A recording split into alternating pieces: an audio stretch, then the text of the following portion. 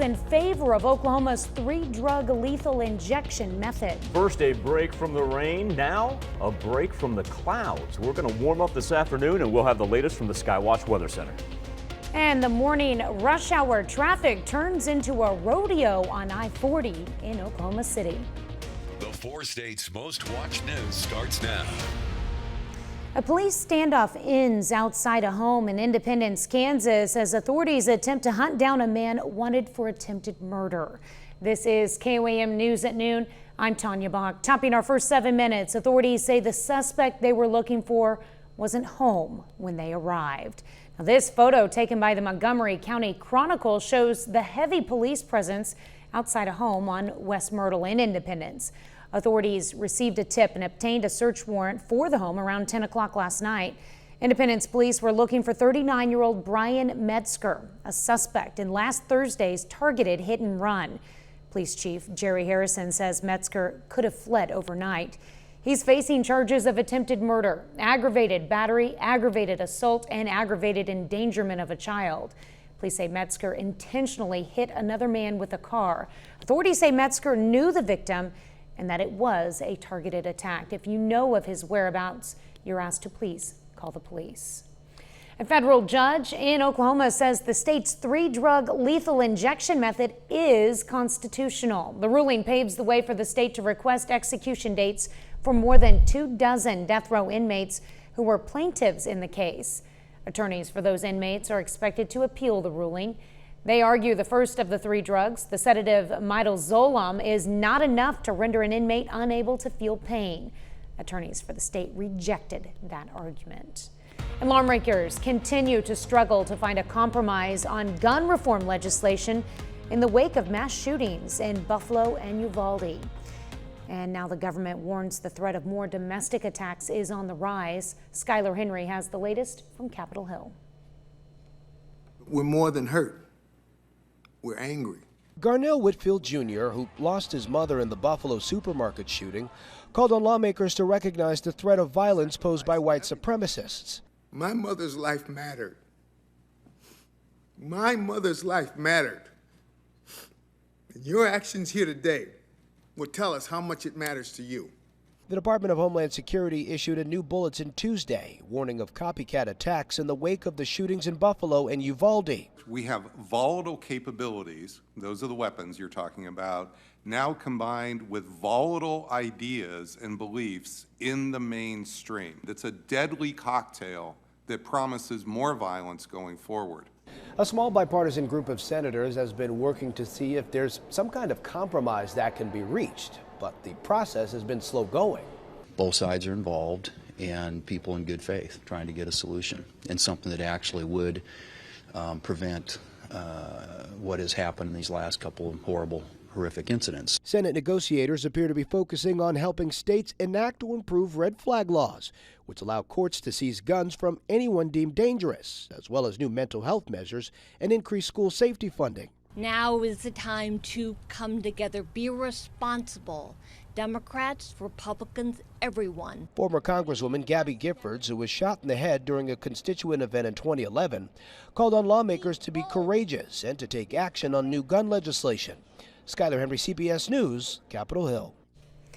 DHS bulletin warns the threat of a domestic attack could be high over the next couple of months. It warns potential targets include public gatherings, faith-based institutions, schools, racial, ethnic, and religious minorities, government facilities and personnel, U.S. critical infrastructure, the media, and perceived ideological opponents. Let the sun shine and let's play ball. Michael Hayslip joins us with the first look at the forecast. And I know, Tanya, that you're among the majority of parents that have had kids' activities canceled simply because while the rain doesn't hold on to the afternoon and evening, our fields are too wet to do anything in the meantime. I tell you what, this morning, we kind of skirted out. The majority of the 4 states got a tad bit lucky. I know that's no help for people in Montgomery County, Labette County, and whatnot, but the way this thing tailed off to the southeast, we really could have picked up a whole lot more rain than what we did. There we are with a live look over 7th and Rangeline, or excuse me, the mothership. And we'll get to 7th and Rangeline. 7th and Rangeline actually has some blue sky. We're still waiting on it out here, but look at this warm up that we already have underway. Look up to the northwest right there, 83 in Chanute.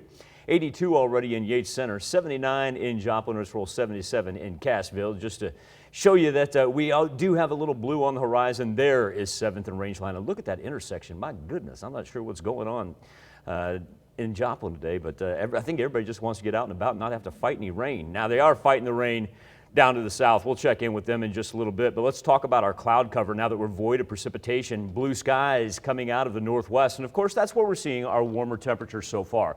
Everybody's pretty much going to end up in the 80s later on today, kind of reminiscent of yesterday afternoon and evening. So when we get to that 4 or 5 o'clock period, you're going to notice that humidity really beginning to take part. Not so much as far as what we picked up earlier today, but the result of all the Gulf moisture hanging around. So if we're holding on to Gulf moisture, what does that mean for tonight into tomorrow? Tonight we're okay. Tomorrow morning, yeah, we're going to get hit once again. This is going to have thunder, lightning, and we're going to have to talk about the possibility of hail coming up here in just a little bit. Tanya, updated number 1 severe thunderstorm risk map. Number 2, we've got updated flood warnings. There you go. Well, excited to hear about that for sure. You'll get that first pitch in tonight. I do believe so. All right, thank you. Well, emergency crews and cowboys, complete with horses and lassos, wrangled a couple of wayward cows on Interstate 40 Monday morning. As Mike Glover reports, it was a heroic takedown, all while cars continued zooming by in the opposite direction. They had a couple cows bust out of a trailer, I guess. And it was Blake, Jimmy, and their horses, Strawberry and Old Blue, to the rescue. They called us. We work for the ONSY over here on the pinback crew, and called us and asked us to come try to catch them for them. The two were already at work at the stockyards and headed just up the road to rodeo up a cow. He took off down the road and hit the on-ramp there at I-40 in Agnew, and was busting through traffic, about to hit I-40. An Oklahoma City Fire Department crew just happened to be in the area. Our crews noticed just a loose cow on the road, so they kicked their lights on, just trying to block traffic to make sure nobody hit the cow. Then it was up to Blake and Jimmy to wrangle this cow. My cousin over here threw a rope on him, and I threw a couple heels on him, and we stretched him out and then got down and tied him down. That way he couldn't take off running no more. And this wasn't the first time for these cowboys. This is probably the 3rd or 4th time now that we've done it up here. We've done it on I-44, and we've done it over at one of the golf courses. You know, this does occur from time to time, and this incident we got wrapped up in, and we were glad to help the cowboys. But they know this situation could have easily gone the wrong way. The most dangerous part is the bystanders and the people. It's a whole lot easier if people, stay in their vehicles and not honk their horns. And what's in it for them? All they might buy is lunch or something. Unfortunately, all ended well. The stubborn calf was not harmed, and the cowboys, well, they don't consider themselves to be heroes. They were just doing what cowboys do. That's a look at today's top stories and weather in our first 7 minutes. Up next on KOAM News at noon, we take you under the sea to learn more about an emerging trend in wine aging. And later, we're making caprese stuffed portobellos in the Mr. Food Test Kitchen. Talk about a unique wine tasting. American visitors to northern Spain are sipping on samples pulled from the deep. CBS's Ian Lee has the story. There's sunken treasure in these waters, put there on purpose. Yes, dive deep below the surface off the Spanish coast, and you'll discover wine. We are very proud of that. Borja Saracho got the idea from wine discovered in old shipwrecks. Now his one-of-a-kind winery ages thousands of bottles under the sea. White wines are submerged for around 6 months, while reds for about a year. The flow of a nearby river helps keep temperatures cool in this dark corner of the Atlantic. Salty waters help produce some unusual flavors and colors too. The red wines turns to a more violet color, and the white wines turns to a more green color. Researchers found the wine is chemically different to that aged on land. The taste is just absolutely unique. It's not sweet, but at the same time, it's not bitter. Alan and his family from Florida are in Spain for a bit of sun, sea, and sunken sampling. You will never tour another vineyard underwater. You'll never be able to go out on a boat ride at a winery. While toasting this taste of the sea. Ian Lee, CBS News. And apparently the fish like the winery too. The cages of wine create an artificial reef where marine biologists monitor more than 100 fish and plant species. Still to come on the KOAM News at noon, Mr. Food. If you're looking to change up your dinner routine, we've got just the thing. It's a twist and an Italian favorite.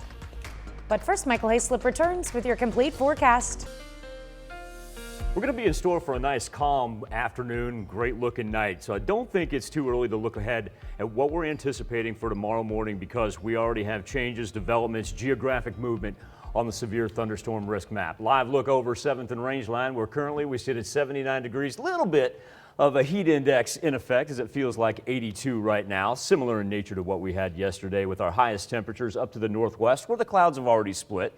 83 in Chanute, 82 in Yates Center. Everybody else, though, nestled right in between about 77 to 79 degrees. And once again, it is going to be a humid afternoon. We're going to hang around to about 70%. We'll see even places hang on to close to 80% as you work down to the south right there where it turns into that darker green with that Gulf moisture. Now, as the clouds begin to break, you can tell we keep all of our rain down to the south, and it's a little bit of a mess down there. Before we check out what they have developing on I-40, let's talk about our current flood warnings. The one on the left-hand side through southeast Kansas into northeast Oklahoma, the North Neosho River, latest one lasting until 3:52 Thursday morning. And then as we go up into Vernon County, we've got the Osage and Little Osage, those lasting until tomorrow morning, but those will probably be extended as well with the amount of rain that we're going to get. Now, speaking of watches and warnings, we've got severe thunderstorm watches ranging from eastern Oklahoma into western Arkansas, and it really has been the I-40 corridor